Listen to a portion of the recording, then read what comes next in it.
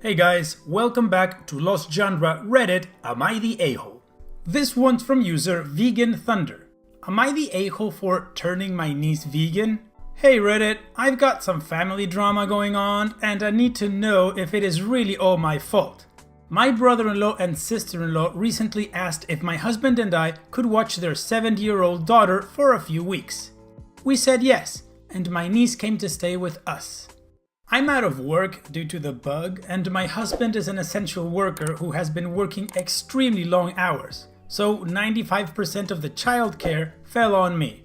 I've been a vegan for over 10 years and was vegetarian for several years before that. Everyone in the family knows this.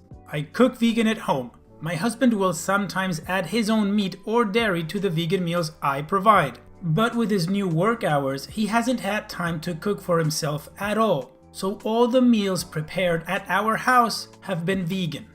I did get some meat-based convenience foods for my niece, stuff like chicken nuggets that could just be heated. I can't handle raw meat, and added to her plate.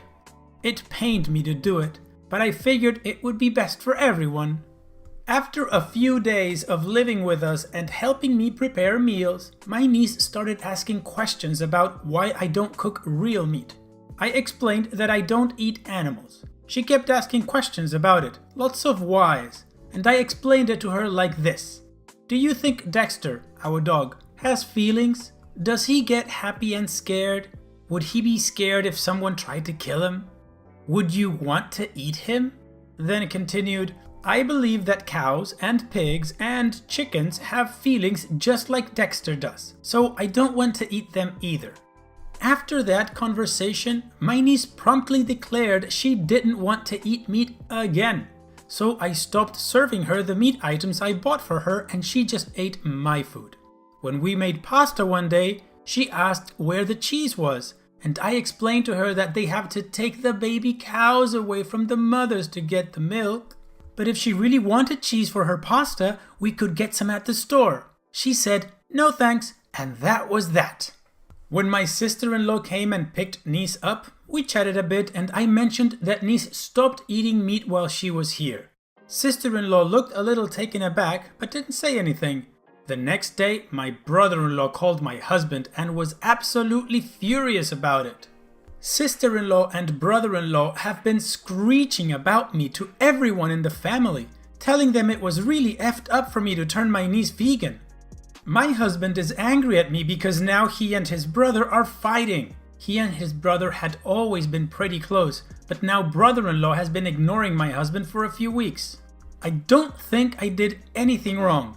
I was honest and age appropriate. I offered the kid animal products. She decided she didn't want them. Am I the a-hole? The judgment is, you're the a-hole. Now let's take a look at the top comments. The Pash says, yes, you're the a-hole, absolutely, and here's why. You are seriously understating what you did when you said, I don't think I did anything wrong. I was honest and age appropriate. I offered the kid animal products. She decided she didn't want them.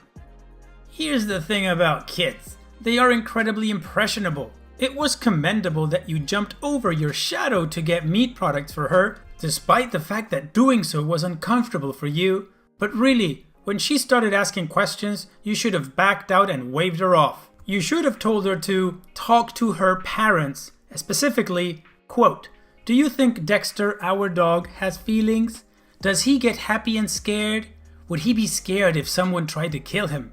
Would you want to eat him? End quote. Then continued, quote, I believe that cows and pigs and chickens have feelings just like Dexter does, so I don't want to eat them either. End quote. This really borders on emotional manipulation. When she asked why you don't eat animals, you could have responded anyway, but you chose to involve a dog, an animal that is traditionally very emotionally close to families, and children especially, and basically linked him to the livestock that is used to produce meat. I cannot think of any reason you would do this other than wanting to spread your ideals, for lack of better phrasing, by specifically invoking the emotional connection she had to this specific animal. While I'm not here to debate the morality of meat eating with you, Using an argument such as this on a child is absolutely inappropriate and loads the conversation right from the get-go. You should have handled this with a lot more tact. It is not your place to educate this child on matters such as this. I agree, especially with the last part. OP, this is not your place to educate a child on a matter such as this. That's the parent's job, not yours.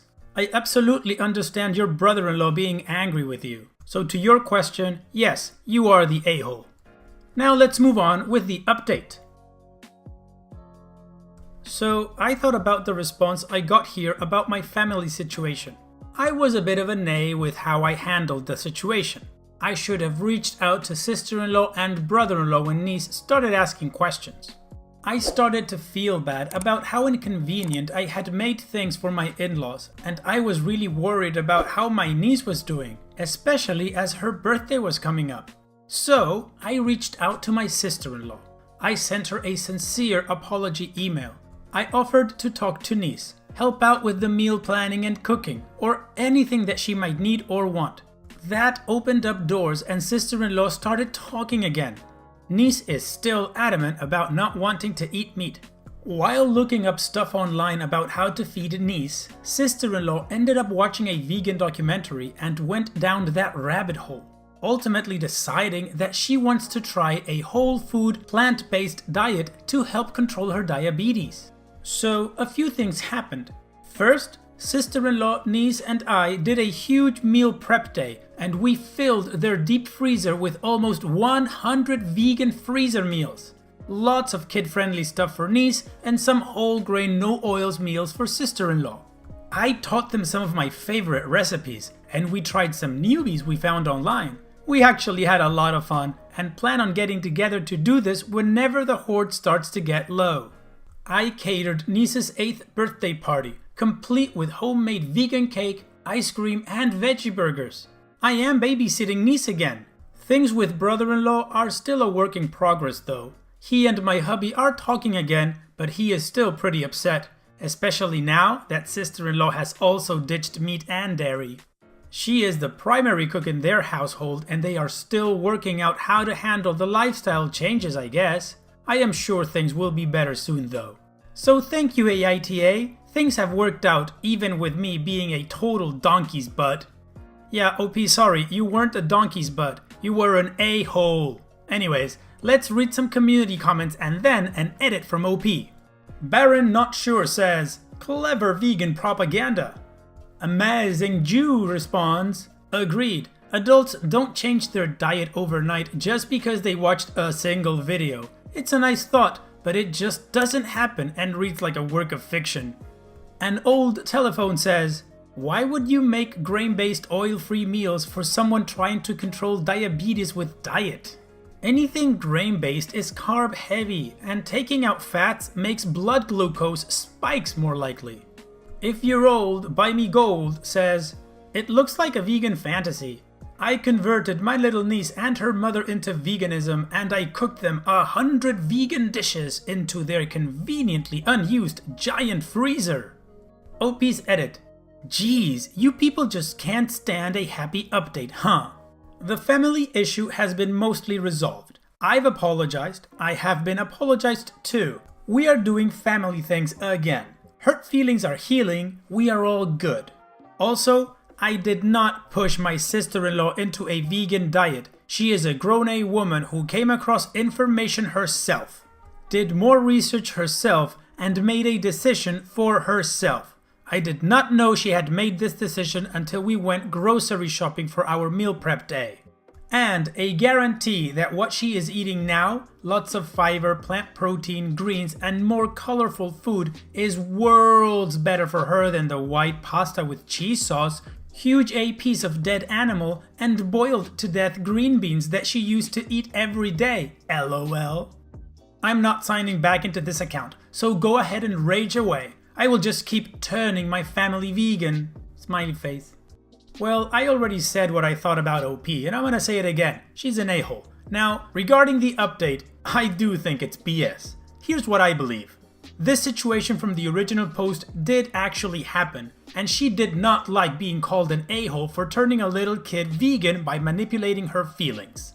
So, OP made up a feel-good update to try to turn the situation around, which nobody was buying. I believe that family situation is still strained. I don't think anything has been solved like she's saying in the update. I do believe that she effed up and is an a-hole. What do you guys think about this whole thing? This one's from user Clothes in Drawers. Am I the a-hole for throwing my kids' clothes onto the floor when they don't fold their clothes neatly? So, I've always been kind of a neat freak mom the entire time my kids have been alive. I always expect their rooms to be clean, and I check their drawers, closets, storage bins to make sure they don't just shove stuff in there to make the room appear clean.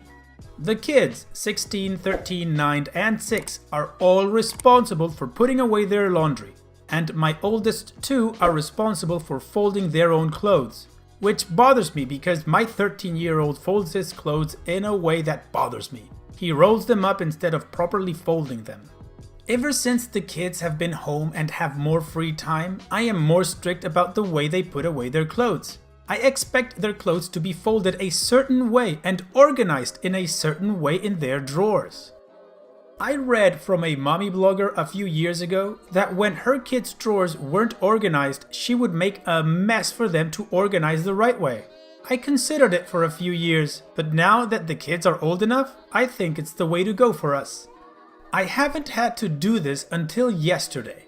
I walked into my 16-year-old's room while she was FaceTiming her boyfriend and saw her basket of laundry that needed to be folded, and out of curiosity opened her drawers and saw she has shoved her clothes in there.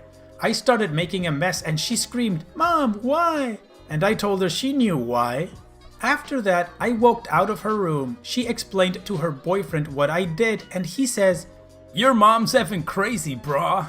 And I peek my head into her room, give her a look, and she ends the call with him and breaks down crying. I told my husband what happened. He told me, "I know you said you were gonna do that, but I didn't know you would actually follow through." This morning, I woke up to a note on my daughter's door saying, "Until mom can get mental help, I'm staying with Aunt," my sister's name. I texted her, no response. I tried contacting my sister, who said she has no plans to return until I get mental help and stop being such a controlling bee. My husband, sister, and mom are all against me in this, which hurts. I don't think it harmed my daughter. It benefits her and helps her stay organized. Am I the a-hole? The judgment is, you're the a-hole. Now let's take a look at the top comments. Kalkiki says, "You're the a-hole. You know who acts like this? Marine Corps drill instructors. Why? To mentally F with recruits. This is not okay within the family unit. It's insane that you think it's okay to control how your kids fold their clothes in their drawers." Don't Run Reds says, "You're the a-hole. You shouldn't even be in your older 2 children's rooms much, let alone going through their drawers. Plus, just because they do it differently than you doesn't make the way they put away clothes incorrect. What you did was take objectively clean clothes and put them on a dirty floor. Your oldest girl was right to go to the aunt for a cooling off period with you. She's in safe hands. For what it's worth, you have to give your teens some level of independence now for them to be functional adults later, or for them to want any relationship with you. Kids that are micromanaged, from what I've seen, really go a bit too wild in college and whatnot. So if you're trying to make everything backfire later, by all means, continue being controlling to an unreasonable degree. BS Ho 1992 says, "You're the a-hole. My mom used to do this and now we have minimum contact. Seek mental help before you alienate your kids entirely, because there's a difference between expecting a clean space and being an unreasonable control freak." OP, I have to say that even though I'm kind of a neat freak myself, I think you were way out of line by opening your daughter's drawers and throwing her stuff on the floor. So on this one, you are most definitely the a-hole. Like the commenter said, and particularly regarding your 2 older kids, they're teenagers. This is the time in their life where they F up and learn from it, hopefully. But if you're micromanaging everything, then they're only going to resent you and still F up and not have you to help them through it. So maybe you might want to take a look at what's going on behind why you are such a neat freak and how that's affecting your relationship with your kids. But of course, like I usually say, that's just my opinion. So now let's move on to the update to see how this situation unraveled. Almost 2 months ago, I made a post on here about me throwing my daughter's clothes onto the floor when they weren't folded neatly. Well, that post really blew up. People on Twitter also chimed in. Well, the night I made the post, I was still in serious denial. I replied to some comments and my denial was perfectly clear for everyone to see. The day after, I read some more comments and messages I received from everyone. I resorted to the guest room and cried for hours. I read some people tell me that their moms were similar to me and they no longer have relationships with them. That was truly my worst fear. I seriously love my kids more than anything on this planet, even if my actions don't always show it. I booked a virtual appointment with a psychologist who diagnosed me with OCD and let me know she would help me. I have since had about 8 sessions with her and she has been a big help. Of course, I still have a long way to go, but I have been noticing some improvements already. As for my daughter, she stayed at my sister's house and came home a few days later after I told her that there would be major improvements made in my behavior. I sat all the kids down and told them that I have the resources to not be such an overbearing a-hole to them anymore. One thing I do want to address is the fact that I was usually controlling with my kids, but the incident I wrote about was the one that sent both me and my daughter over the edge. Me and her are on much better terms. I want to thank Reddit for waking me the hell up to become a better mom and wife. I also want to apologize to anyone who I brought back bad memories to. I want to have relationships with my children until we all grow old, and I know so many of you guys don't have that, which breaks my heart. But also hearing your stories gave me a big change of heart and are helping me fix my relationships and become a better person. Well, OP, this is great to hear. You didn't just accept your judgment, which we've seen some a-holes do not accept it, but you even went further, apologized, and looked for help, which led you in the right direction because now you're in a better path and you've improved your relationships with your kids, so of course, that is all good news. So the only thing left to say is, all the best, OP, for this 2021. This one's from user No Baptism A-hole. Am I the a-hole for telling my wife her parents are not allowed to ever watch our son again? My wife and I have a 2-year-old son and have been married for 4 years. Our anniversary was a month ago and we found a nice secluded cabin on Airbnb and rented it out for a long weekend getaway. My wife asked her parents if they would be willing to watch our son and they agreed, as long as we dropped him off at their house. That worked for us since it was on our way anyway. I was raised Lutheran and my wife was raised Catholic, but neither of us currently go to church and have not had our son baptized. My mother-in-law knows this and hates it. She thinks our son needs to be baptized or he will burn in hell. She's that kind of Catholic. So we go on our trip and when we pick up our son and ask how the weekend went, mother-in-law says everything went fine and that she saved my son's soul from the devil.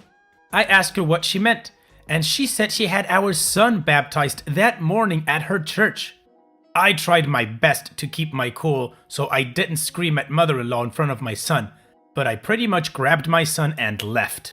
On the car ride home, I was fuming and told my wife as calmly as I could that this would be the last time her parents have our son unsupervised.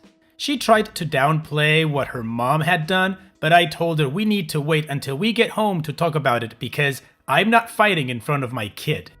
When we got home and had a chance to talk about it, things got heated. I told my wife I no longer trust her parents with our son and that if they did something like this behind our backs, I can't trust them to respect our wishes as parents in the future. I said this was a huge breach of trust and I will forever look at her mom differently. She continued to try to defend her mom, saying that she was only doing what she thought was best for her grandson. She even downplayed it by saying that it's just a little water and a few words and we don't go to church anyway, so what does it matter? I told her that under no circumstances will I allow her parents to watch our son by themselves again. I said that we can still let them see their grandson, but only if we are present. I also said that if she doesn't see what the big deal is with this situation, that maybe we aren't on the same page as parents, and maybe we need to see a counselor. She started crying and said that this isn't the kind of decision I get to make on my own, and I'm an a-hole for trying to tell her what kind of relationship her parents can have with our son. I told her that I no longer have any trust or respect for her parents, and that I don't know if there's anything they can do to repair that. I told her I don't care if that makes me an a-hole, but what her parents did was unforgivable in my eyes, and they put themselves in this position to lose privileges with our son.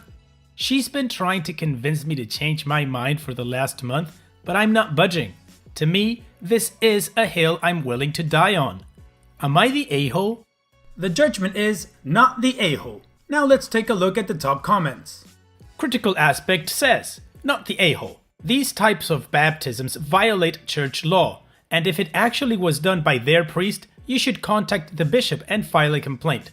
The church prohibits a secret baptism without the knowledge or approval of the parents. Narangim says, not the a-hole. Report the priest and or parish that performed it without your consent to either the diocese or the archdiocese. The Catholic Church forbids baptism without parental permission. The baptism won't be officially recognized as a result, and if mother-in-law lied and claimed she had your permission, it will land her in hot water with the church.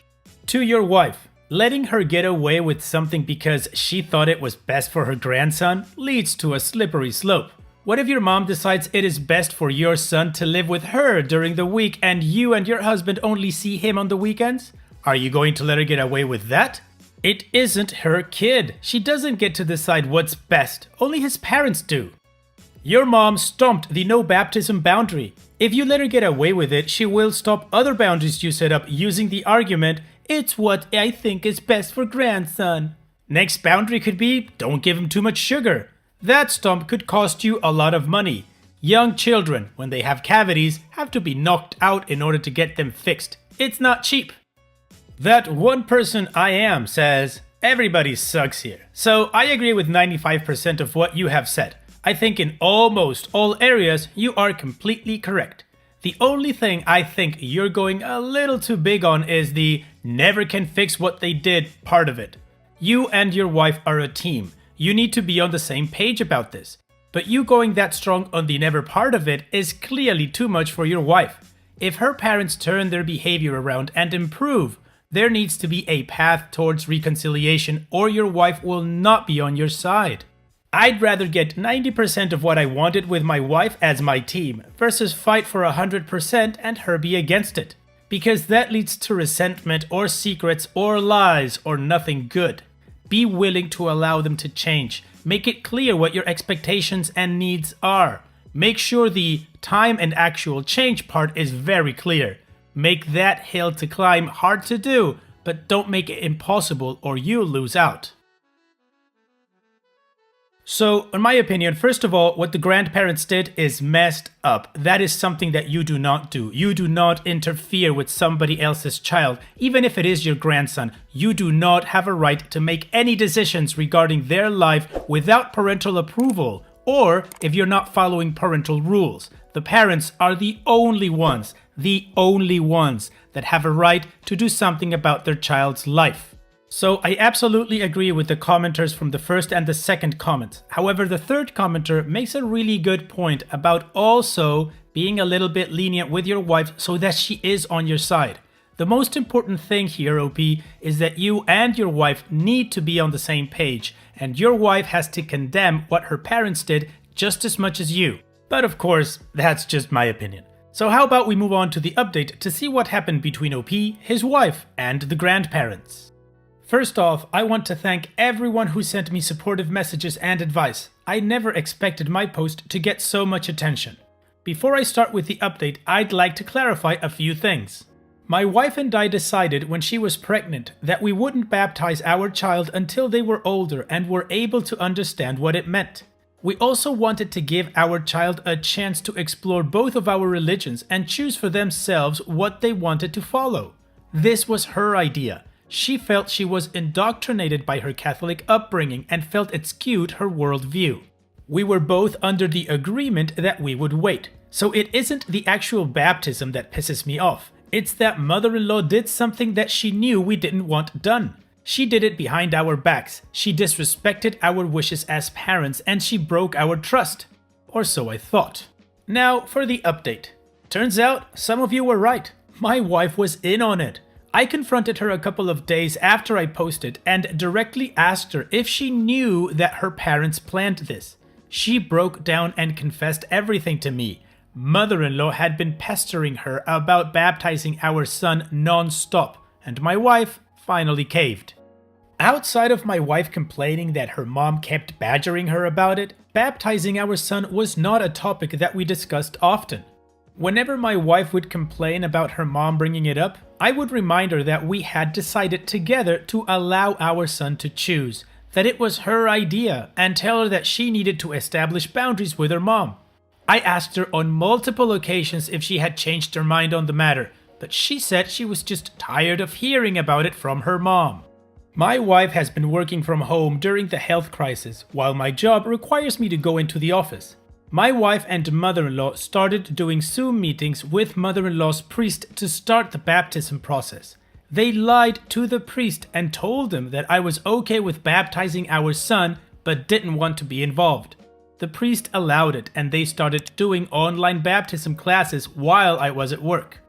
My wife admitted that she planned it around our anniversary getaway and that mother-in-law had somehow convinced the priest that her and father-in-law would be the only ones in attendance.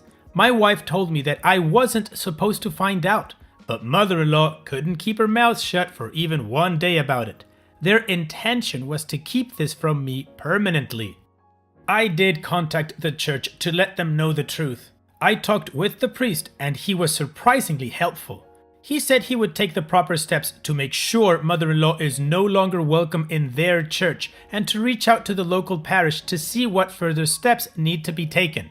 I have yet to hear back from them on that. My wife and mother-in-law are mad that I got her kicked out of her church, but I don't care what they think or feel anymore.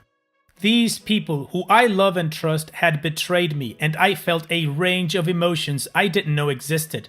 My wife begged for forgiveness, but the fact that she didn't come clean on her own makes me feel she would have kept this from me unless I confronted her. She's willing to do therapy, counseling, whatever it takes. I don't know if I want to put in that work. I feel like there's no coming back from this. I contacted a divorce lawyer and started discussing what a divorce would look like and if there is any way I could add provisions to a divorce agreement that would keep my in-laws from seeing my son unsupervised. He's been very helpful, but I have not given him the go-ahead to actually file for divorce yet. I feel I am still too angry about the entire thing to think rationally and want to give myself time to fully grasp what a divorce will mean for me and my family. My wife forever changed our relationship when she lied to me for months. She's the one who shattered the trust in our relationship. When I look at her now, I see a stranger, not the woman I married. I don't know how I can ever look at her the same or believe a single word that comes out of her mouth that I can't outright prove. My wife and I aren't talking much. I pretty much go to work, come home to play with my son, go to bed, and repeat. I don't know what the future is going to bring. But I do know that without the support and help from people here, I don't think I would have the clarity I do now. Well, OP, even though it is a sad thing when a family is on the brink of breaking up, I totally understand what you're feeling and what you're thinking. Like you said, OP, your wife changed the relationship when she lied to you for months. She not only lied to you, but her intention was to keep it from you forever. But now she is willing to see a therapist or a counselor because she got caught. Just like a cheater, when they get caught, they want to try everything and they're sorry and all of that. But they're sorry they got caught, not sorry about what they did. I'm not sure if your wife is sorry about what she did because it's not about the baptism. It's about the lying and trying to hide it. But of course, that's just my opinion. What do you guys think about this whole thing? Let me know in the comment section. And that's it for this video. I truly hope you liked it. If you did, go ahead and leave a like. And of course, don't forget to subscribe. Also, if you want to chat away with the community, there's a Discord server for both the AITA channel and my regular Reddit channel. There's a link in the description. And having said all that, I'll see you guys on the next video.